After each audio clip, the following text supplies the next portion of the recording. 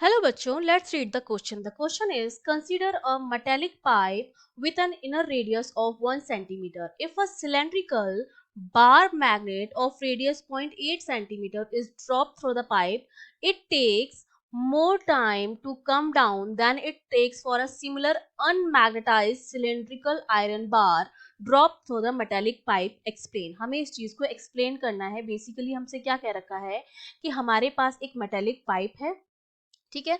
उस पाइप में पहले तो हम डाल रहे हैं एक सिलेंड्रिकल बार मैग्नेट को और उसके बाद हम डाल रहे हैं एक अनमैग्नेटाइज्ड सिलेंड्रिकल आयरन बार को, लेकिन बार मैग्नेट को बाहर आने में ज्यादा टाइम लगता है compare to the unmagnetized cylindrical iron bar, और इसका रीजन हमको एक्सप्लेन करना है। तो सपोज ये जैसे मेरे पास एक मेटेलिक पाइप है, ठीक है, जिसकी रेडियस हमको 1 सेंटीमीटर दे रखी है और ये मेरे पास कोई बार मैग्नेट है, ठीक है।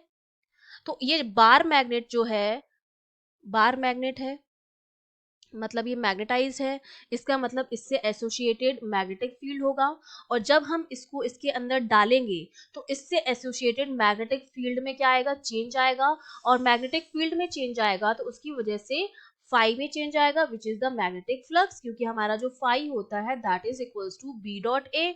तो जब एसोसिएटेड मैग्नेटिक फील्ड में चेंज आ रहा है तो उससे एसोसिएटेड जो लिंक्ड फ्लक्स होगा उसमें भी क्या आएगा, चेंज आएगा। और हम जानते हैं कि जब भी फ्लक्स में कोई चेंज आता है तो फ्लक्स में चेंज की वजह से क्या होता है, इंड्यूस ईएमएफ होता है, जो कि हमारा क्या होता है, E equals to minus d phi upon d T.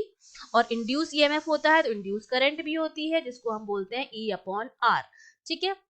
तो ये हमारी होती है इंड्यूस ईएमएफ जनरेट हो जाएगा, ठीक है, ईएमएफ इंड्यूस हो जाएगा और करंट भी इंड्यूस हो जाएगी। इस इंड्यूस करंट को हम नाम देते हैं एडी करंट्स का, ठीक है। अब एडी करंट क्या होती है कि जब भी कोई इलेक्ट्रिकल करंट इंड्यूस होती है किसी कंडक्टर के अंदर मैग्नेटिक फील्ड में चेंज की वजह से कंडक्टर में, ठीक है, कंडक्टर की बात करें, जब भी किसी कंडक्टर में कोई करंट इंड्यूस होती है मैग्नेटिक फील्ड में चेंज की वजह से तो उसे हम कहते हैं एडी करंट, और एडी करंट को हम फौकाल्ट करंट भी कहते हैं, ठीक है। It is known as Foucault current as well, ठीक है, फौकाल्ट करंट भी इसको बोला जाता है। तो एडी करंट जनरेट होती है। अब ये एडी करंट क्या करती है, ये एडी करंट अपोज करती है इसके मोशन का, ठीक है। लेंस लॉ से हम जानते हैं, लेंस लॉ क्या कहता है कि जिस रीजन की वजह से करंट इंड्यूस हुई है या ईएमएफ इंड्यूस हुआ है वो उसी रीजन का अपोज करता है जिसकी वजह से वो जनरेट हुआ है। अब ये क्यों जनरेट हुई है, ये एडी करंट क्यों हुई है, क्योंकि ये इसको हम इसके अंदर डाल रहे थे, तो ये क्या करेगा, इसका अपोज करेगा, ठीक है। तो इसके मोशन को क्या करता है, अपोज करता है। ये जो एडी करंट्स आती है हमारी, ये लेंस लॉ से हम ये जानते हैं, ये क्या करेंगी, अपोज करती है motion of magnet, oppose the motion of magnet.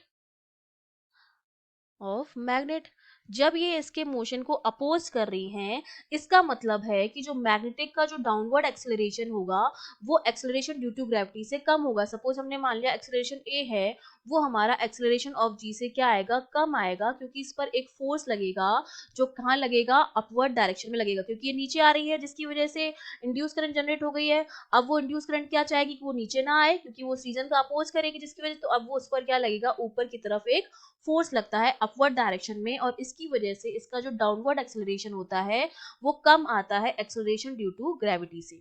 अब हमने दूसरी तरफ क्या किया, अब दूसरी बार हमने उसमें बात की है अनमैग्नेटाइज्ड आयरन बार को डाला है। अब वो अगर अनमैग्नेटाइज है, इसका सिंपल सा मतलब है कि उससे किसी भी तरह का कोई मैग्नेटिक फील्ड एसोसिएटेड नहीं है, और मैग्नेटिक फील्ड एसोसिएटेड नहीं है तो जब हम इसको इसके अंदर डालेंगे मेटेलिक पाइप के अंदर तो किसी भी तरह के मैग्नेटिक फील्ड में किसी तरह का कोई चेंज नहीं होगा, ठीक है। और जब मैग्नेटिक फील्ड में चेंज नहीं होगा तो फाई भी हमारा कोई चेंज नहीं होगा, और जब फाई में कोई चेंज ही नहीं हो रहा है, फाई हमारा जीरो है, तो हमारा जो इंड्यूस ईएमएफ, ना तो इंड्यूस ईएमएफ होगा ना ही इंड्यूस करंट होगी।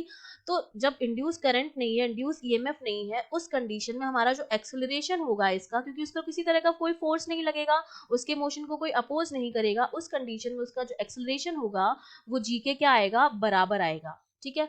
अब इसके मोशन को अपोज कर रहे हैं, ये इस पर नीचे की तरफ क्या लगेगा, एक्सेलरेशन ज्यादा लग रहा है। सपोज इसमें हमने लगा टाइम t1 और इसमें लगा टाइम t2, तो ये जो टाइम होगा t1 वो क्या होगा, ज्यादा होगा टाइम t2 से, ठीक है ना, क्योंकि यहाँ पर जो एक्सेलरेशन है वो जी के बराबर है, तो ये जल्दी आ जाएगा और ये इसके मोशन को अपोज करेगा, तो फोर्स लग रहा है, तो फोर्स की वजह से इसको आने में टाइम क्या लगेगा, ज़्यादा लगेगा। तो T1 जो हमारा आएगा T2 से ज़्यादा आएगा और रीज़न मैंने एक्सप्लेन कर दिया है। Okay, I hope you understood well. All the best.